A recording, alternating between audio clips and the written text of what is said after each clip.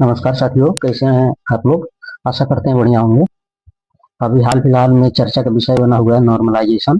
Normalisation क्या होता है, इसकी फॉर्मूला क्या है, ये कैसे काम करता है, ये स्टूडेंट के हित में है कि नहीं है, इस पे आज हम लोग चर्चा करेंगे। इसकी फॉर्मूला क्या है, इसकी जो नॉर्मलाइजेशन की स्कोर निकालते हैं ये कैसे निकालते हैं, ये सारी चीज इस वीडियो में, इस लेक्चर में हम लोग देखेंगे। तो आप लोग पूरा वीडियो देखिए। अभी हाल फिलहाल में सबसे ज्यादा नॉर्मलाइजेशन की प्रक्रिया जो है ये ज्यादा अपनाने की कोशिश की जा रही है बिहार लोक सेवा आयोग के द्वारा। और इसमें बहुत सारा हंगामा भी हुआ था। इसमें बहुत सारे टीचर ऐसे हैं जो इसके सपोर्ट कर रहे हैं और बहुत सारे हैं इसके विरोध में हैं। आप लोग क्या हैं, कमेंट बॉक्स में बताइएगा।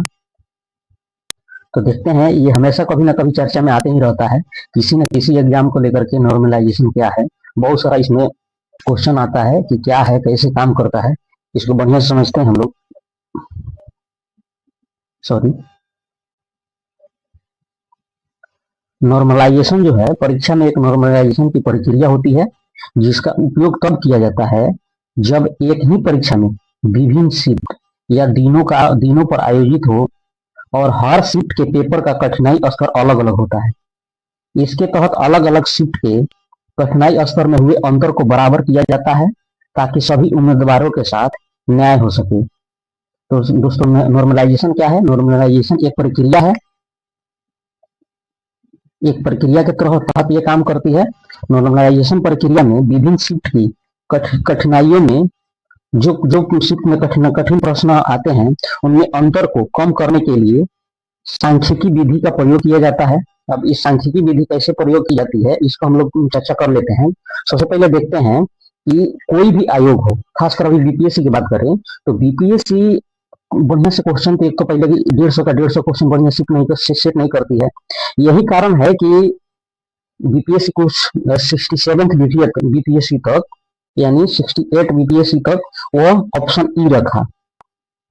ऑप्शन ई रखने का उसका मतलब ये था कि कोई भी ऐसा क्वेश्चन आयोग पर उठे तो आयोग ई ऑप्शन का हवाला देकर के वह इन प्रश्नों से वंचित हो सके। ठीक, तो वैसा ही आयोग चाह रहा है कि नॉर्मलाइजेशन प्रक्रिया ला ले, क्योंकि जब जब जनसंख्या ज्यादा हो जाती है तो नॉर्मलाइजेशन आयोग चाहता है कि अधिक शिफ्ट में करा करके, एक नहीं, दो नहीं, तीन नहीं, कई शिफ्ट में करा करके एक दो तीन दिनों में इसको एक कर करके नॉर्मलाइजेशन प्रक्रिया द्वारा इसका रिजल्ट दिया जाए। कभी कभी ये घातक भी हो जाता है। आप लोग कमेंट में बताएंगे पूरा वीडियो देख करके कि ये सही है या गलत है। ठीक, तो अभी हम लोगों ने नॉर्मलाइजेशन क्या होता है इसके बारे में जाना। अब नॉर्मलाइजेशन की प्रक्रिया कैसे काम करती है इसको हम लोग देख लेते हैं। ठीक, तो वीडियो को जल्दीबाजी और आसान करने के लिए हमने कुछ ऐसी चीजें लिख रखी है ताकि आसान हो जाए। तो नॉर्मलाइजेशन एक प्रक्रिया है, इसको हम समझ गए हैं। अब देखते हैं कि नॉर्मलाइजेशन जो प्रक्रिया है यह काम कैसे करती है। ठीक,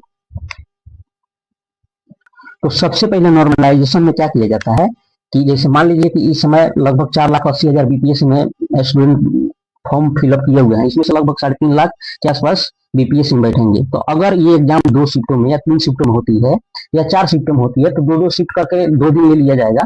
तो प्रत्येक शिफ्ट का, यानी 1-2 दिन का, तो जो प्रत्येक शिफ्ट होगा इसको उठा करके लाया जाएगा और इसका सबसे पहले क्या किया जाएगा, तो मीन निकाला जाएगा और उसका स्टैंडर्ड डिविएशन निकाला जाएगा। ठीक है, औसत और स्टैंडर्ड डिविएशन इसका एक नंबर पर निकाला जाएगा। ये दोनों को निकाल करके इनका जो विचलन मान होता है इनको निकाल करके रख लिया जाएगा एक नंबर फर्स्ट स्टेप में। सेकेंड स्टेप में क्या दिया जाएगा कि इसका सेकेंड स्टेप में जो जेड स्कोर निकाला जाता है। ठीक, तो जेड स्कोर निकालने का एक फॉर्मूला होता है, यानी कि हर एक उम्मीदवार का जेड स्कोर निकालने के लिए किसी फॉर्मूला का प्रयोग किया जाता है। तो फॉर्मूला कौन है, उस फॉर्मूला को हमने पहले लिख दिया है। तो फॉर्मूला कौन है, जेड बराबर एक्स माइनस मीन या डिविएशन, स्टैंडर्ड डिविएशन। ठीक, तो अब आता है कि जेड क्या है। तो जेड जो है, तो जेड स्कोर कैलकुलेशन निकालते हैं कि हर एक उम्मीदवार का जेड स्कोर अलग अलग होगा। जैसे उसको कोई एक शिफ्ट में उसका मीन कितना आया उसे निकाल लेंगे, तो उसके बाद हम जेड स्कोर निकालेंगे। तो जेड स्कोर बराबर क्या होता है, एक्स माइनस एम। तो एक्स क्या होगा, एक्स जो होगा उम्मीदवार का जो टोटल स्कोर मिला होगा, उम्मीदवार का जो टोटल फर्स्ट शिफ्ट का, मान लीजिए फर्स्ट शिफ्ट में या सेकंड शिफ्ट में हो, वो फॉर्मूला के तहत निकालेंगे। तो जो फर्स्ट शिफ्ट या किसी भी बेस शिफ्ट को मानेंगे, फर्स्ट को बेस मान ले, सेकंड को मान ले या थर्ड को मान ले, तो उस शिफ्ट का बेस जो होगा, उसका टोटल अंक जो होगा वो होगा एक्स होगा। मीन तो समझ ही रहा है कि मीन शिफ्ट के सभी उम्मीदवारों के औसत स्कोर होता है, राइट। ये फॉर्मूला अब आई होप आप लोग समझ जाएंगे। अब आते हैं कि स्टैंडर्ड डिविएशन इक्वल टू क्या होता है कि शिफ्ट में स्कोर का मान का विचलन होता है, ठीक है। और थर्ड में क्या करते हैं, थर्ड प्रक्रिया क्या की जाती है, अभी तक तो हम लोग दो प्रक्रिया देख ली। फर्स्ट प्रक्रिया में क्या निकाला जाएगा कि किसी भी शिफ्ट का मीन और स्टैंडर्ड डिविएशन निकाला जाएगा। सेकेंड स्टेप में क्या किया जाएगा कि उसका जेड स्कोर कैलकुलेशन किया जाएगा। जेड स्कोर कैलकुलेशन करने के लिए उसका फॉर्मूला होता है एक्स माइनस मीन या स्टैंडर्ड डिविएशन। एक्स जो होता है वो उम्मीदवार का जो टोटल स्कोर प्राप्त होता है वो एक्स होता है, ठीक। अब थर्ड प्रक्रिया में क्या अपनाई जाती है कि नॉर्मलाइजेशन का स्कोर कैलकुलेशन किया जाता है, राइट। तो नॉर्मलाइजेशन इसका भी एक फॉर्मूला होता है, ठीक। इसका फॉर्मूला क्या होता है, नॉर्मलाइज्ड स्कोर इक्वल क्या होता है, मीन ऑफ बेस शिफ्ट, यानी किसी भी शिफ्ट वन को या शिफ्ट टू को या शिफ्ट थर्ड को कोई किसी को बेस माना जा सकता है, वो आयोग पर निर्भर करता है। शिफ्ट प्लस जेड एक्स, यानी जेड एक्स कोष्ट में रहेगा deviation, standard deviation of base shift का, जिस शिफ्ट का हम लोग लेंगे, ठीक। ये थर्ड प्रक्रिया में हम लोग शुरू निकालेंगे, ठीक।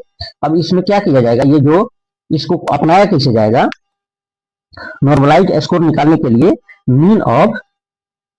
Mean of base shift plus Z x standard deviation of base shift को निकालने के लिए कुछ 3-4 स्टेप और आगे काम किया जाएगा। उसमें क्या किया जाएगा कि सबसे पहले क्या जाएगा कि बेस शिफ्ट जो होगा उस बेस शिफ्ट का आधार माना जाएगा। कौन आधार मान रहा है आयोग, अब उसके ऊपर निर्भर करता है। अगर फर्स्ट मानता है तो फर्स्ट को लेकर के चलते हैं। तो मान लीजिए फर्स्ट में किसी स्टूडेंट को, जो उस स्टूडेंट का मीन है यानी औसत है वो 60 आया है और उसका डिविएशन स्टैंडर्ड डिविएशन 10 है, ठीक। और सेकेंड शिफ्ट में जो बैठा है उसका मीन जो है औसत 55 है और स्टैंडर्ड डिविएशन 12 है। थर्ड शिफ्ट में कोई व्यक्ति बैठा है या कोई स्टूडेंट बैठा है तो उसका मीन जो है 70 है तथा स्टैंडर्ड डिविएशन 8 है, राइट। अब इसमें क्या करते हैं कि तीनों शिफ्टों का जो तीनों शिफ्टों में निकला है उसको बेस शिफ्ट फर्स्ट के आधार अगर मान लेता है आयोग, फर्स्ट को बेस शिफ्ट का आधार मान लेता है,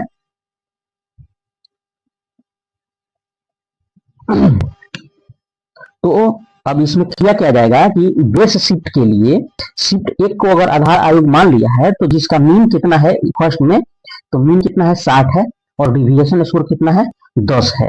अब इसको कैसे निकालेंगे, तो इसको निकालने के लिए फर्स्ट स्टेप में किया जाएगा कि जेड स्कोर निकालेंगे, राइट।